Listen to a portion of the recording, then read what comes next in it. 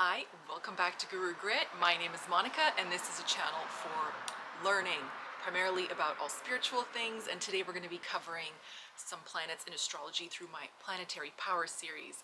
And I cannot tell you how many takes this took because I actually cannot recall, but I had a very funny start to the day where I had enough mental energy to do something but not so much to record. I'm very particular about when I record my readings because I want to be very high energy when I do it. And I thought, just get ready and then see how you feel. And I knew today was the day I was going to make videos because anytime my eyeliner comes out violently uneven and it's like an abomination, that's the time you have to step in front of a camera because it's very humbling for a human being to do. It keeps it fresh, keeps it exciting. So I thought, I have to record today. And then as soon as I got in my car and drove onto the main road, like 30 seconds after I left my driveway, it just started to pour. And I was so stubborn, I sat in the parking lot for 40 minutes trying to figure out how to record in my car, and then it was too noisy and the camera was picking up all the rain, so I just gave up. But now it's sunny, just minutes before sundown, so I thought, I've got to make this video, I've got to get it out. I'm really amped to talk about the moon. So what can the moon do for you? What are you like as a lunar person? What if it's strong? What if it's weak? And then everyone's point of interest, most importantly, what about a lunar spouse? So before we get into it, if you'd like to know more, you can find me on TikTok, sometimes Instagram. I don't really tweet, but I'm getting better at this as I go along. I'm doing my best. I have articles on medium.com, and I finally have a functioning Patreon, so you can go support me on there if you're interested. So let's get into it. Without further ado, what can the moon do for a person? So in the Planetary Power series, I really want to discuss the practicalities of these things and how you can apply astrology to your life instead of just kind of using it for entertainment. How can you use it to navigate what you're given? So one of my favorite writers is Maeve Binchy, and she said, the meaning of life is to play the hand that you're dealt. Because we've all got cards, just play the hand that you're dealt. So I thought, what can we do if we've got a strong moon, weak moon, neutral moon, etc.? So let's get into it. The moon associates most popularly with the mother. So feminine energy, our own capacity to be a mother, quite literally, it can show, fertility for a woman, issues in that, etc. And the moon is the home and the feeling of home. See where it's placed in your chart so you can get more about that. So let's begin with mother. So let's say you have a really dignified moon. Your mother might be someone who maybe, isn't an accomplished person or isn't a successful person or some such thing. But if your moon is dignified, they're not bothered by this. They're like a happy person, or they just are born that way.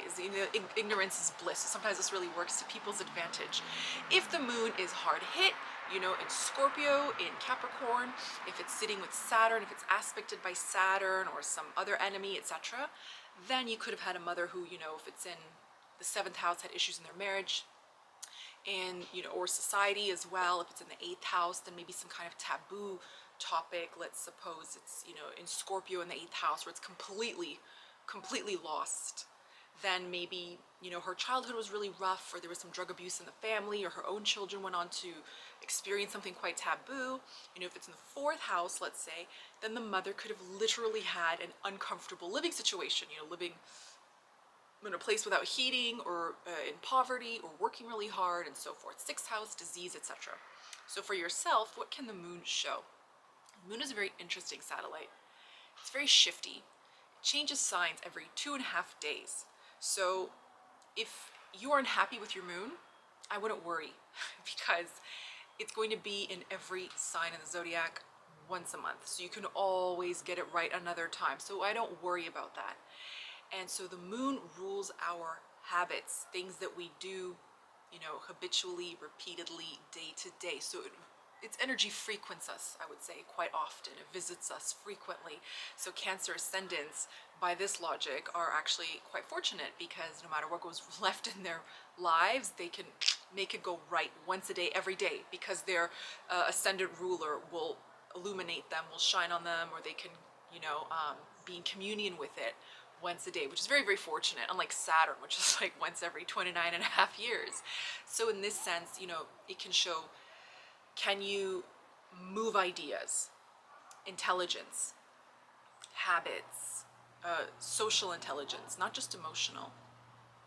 The moon has a lot to do with our subconscious, of course, how we feel, but I feel I can see intelligence from the moon.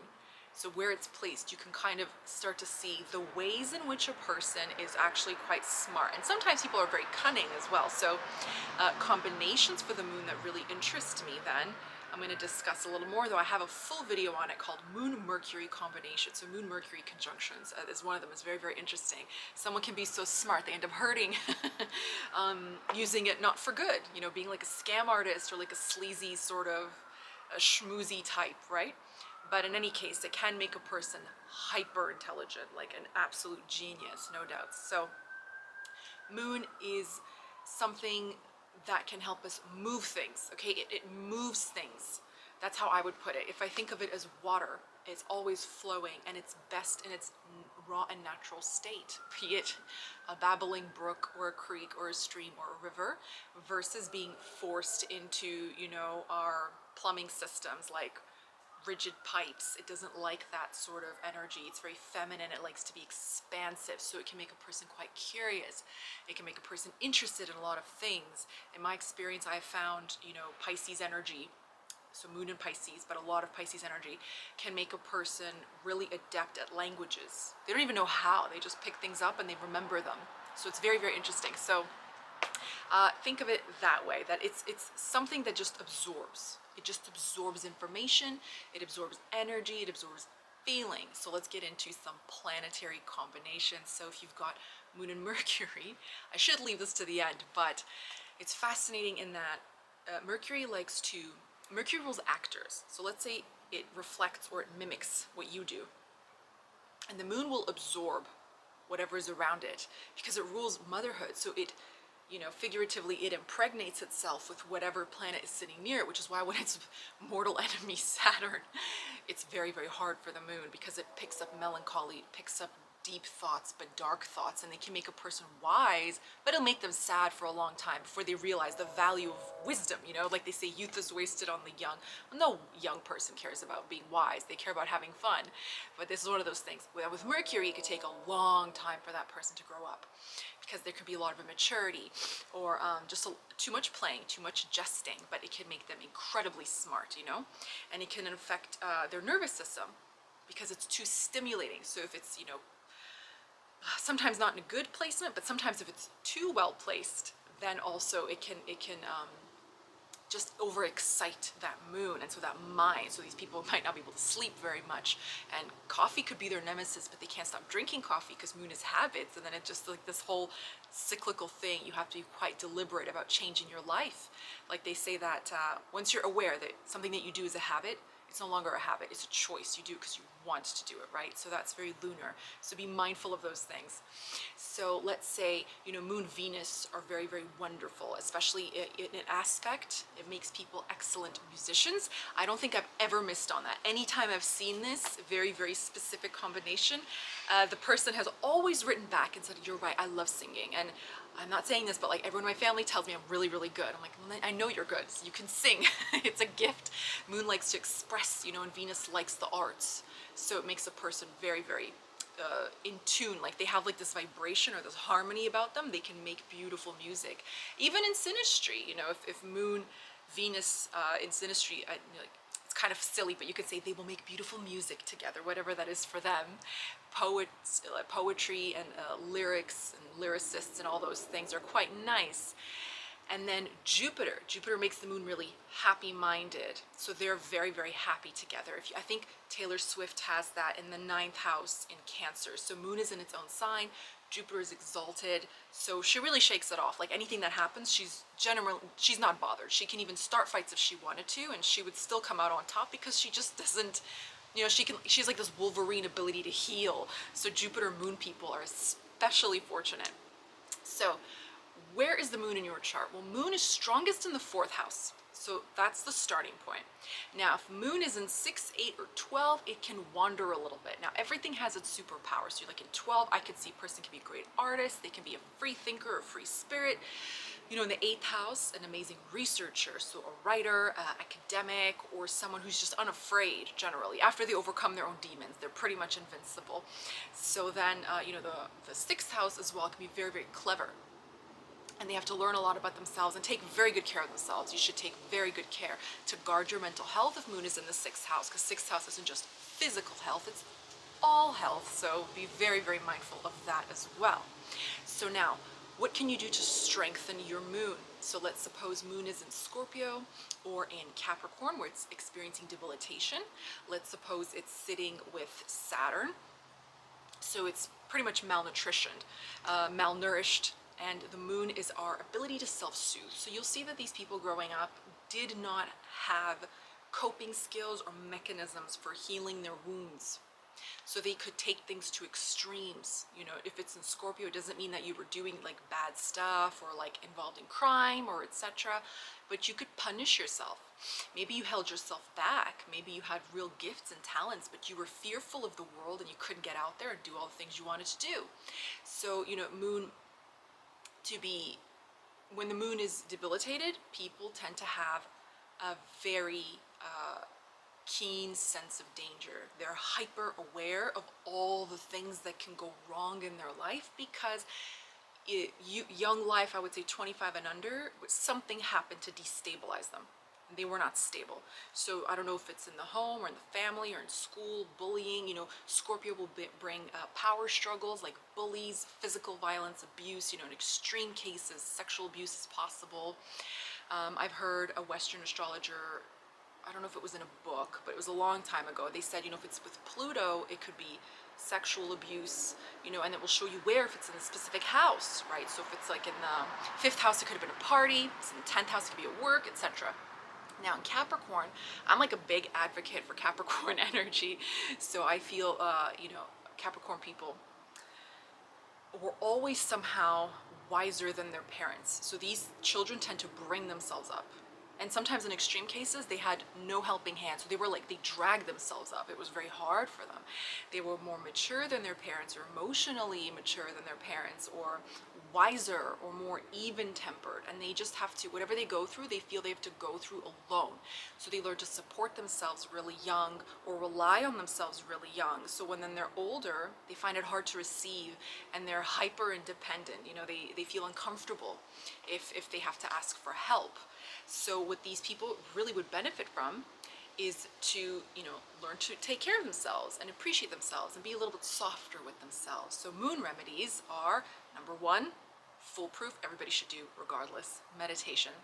Because the Moon wants to calm your mind, regulate everything in the body, and this is very important for women with debilitated moons because it has such an impact on mood. And in Scorpio, which actually rules, you know, chemicals, so it rules like poisons and antidote and things like that, the antidote to poisons. So your actual brain chemistry can be affected if Moon is debilitated in Scorpio. So it can affect periods. So you'll see that when I was saying infertility earlier, women with debilitated moons, you know, PCOS, cramps, horrible PMS, just uneven or irregular periods, even, all these things are possible. Or sometimes just a rejection of motherhood, and they don't feel safe, or they don't have an interest, or they're like kind of cold to the idea, or they don't feel safe around the idea. But self-awareness and reflection is very, very important for the Moon. So talk to yourself, talk to the Moon.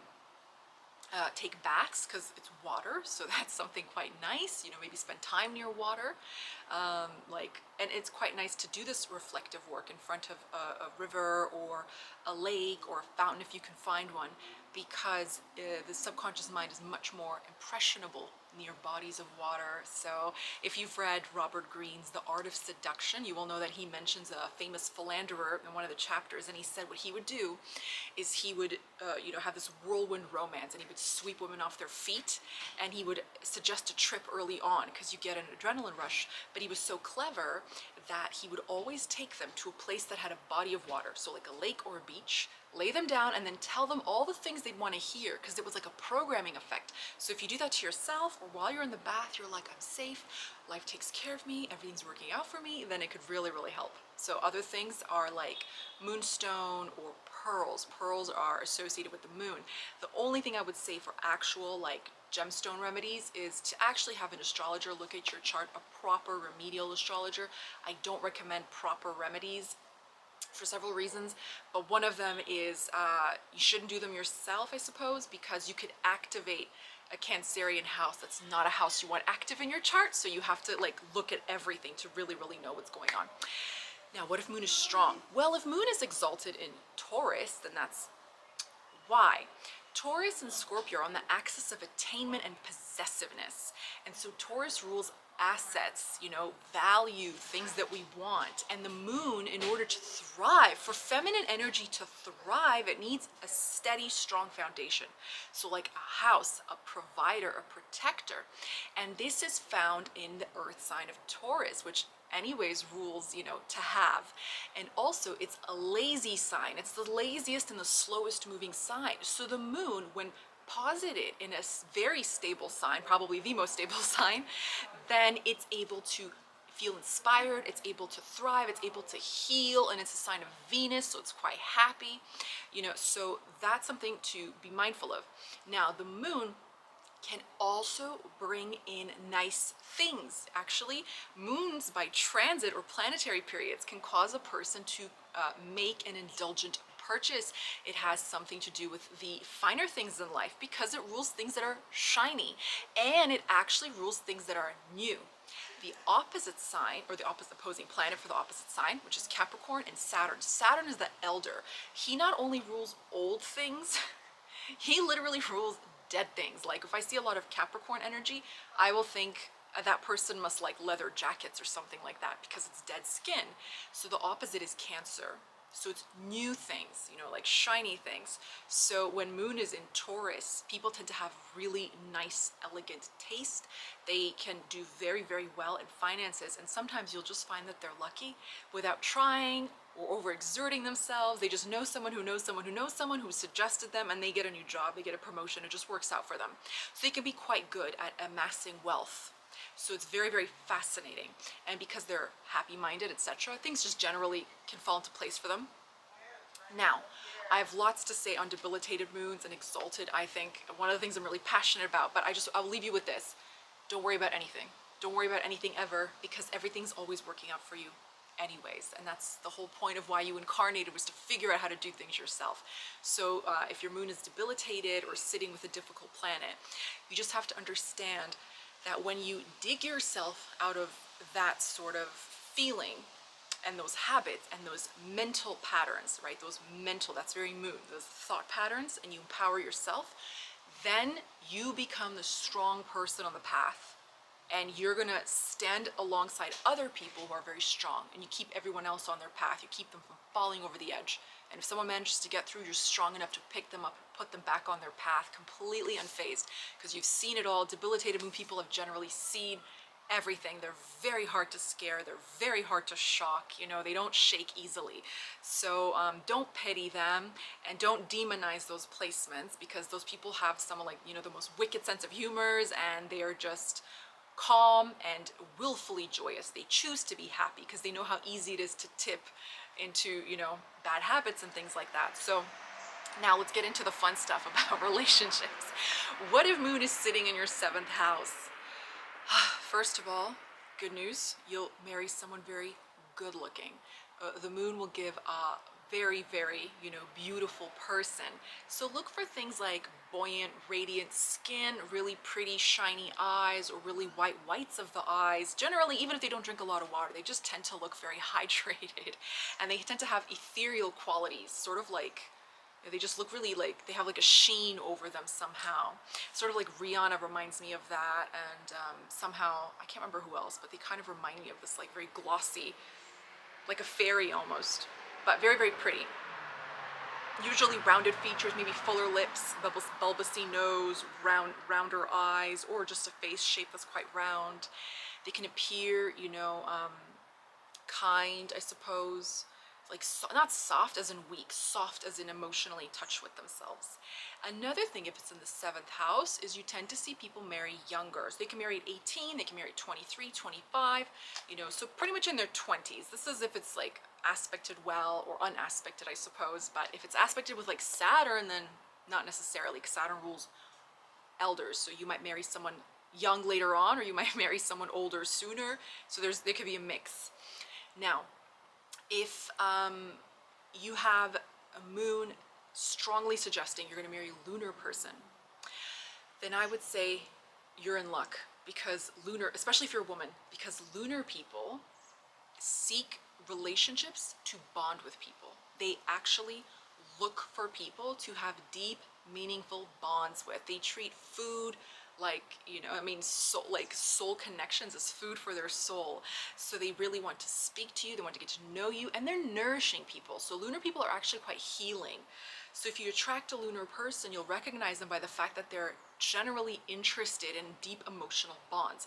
They could have good relationship with their mother, other women like sisters, or in their community, work in a female dominant field, have good female friends, you know, and strong family association or ties, or actually want to be parents, whether they're man or woman.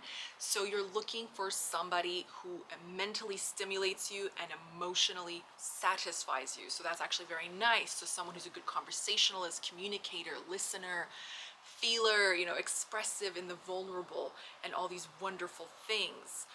Now, what else? I think there was something else I wanted to mention about moon in the 7th, but when it comes to me, comes to me.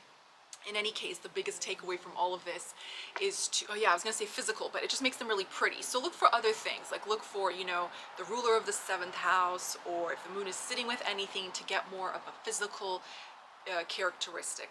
But the moon really describes the type of person.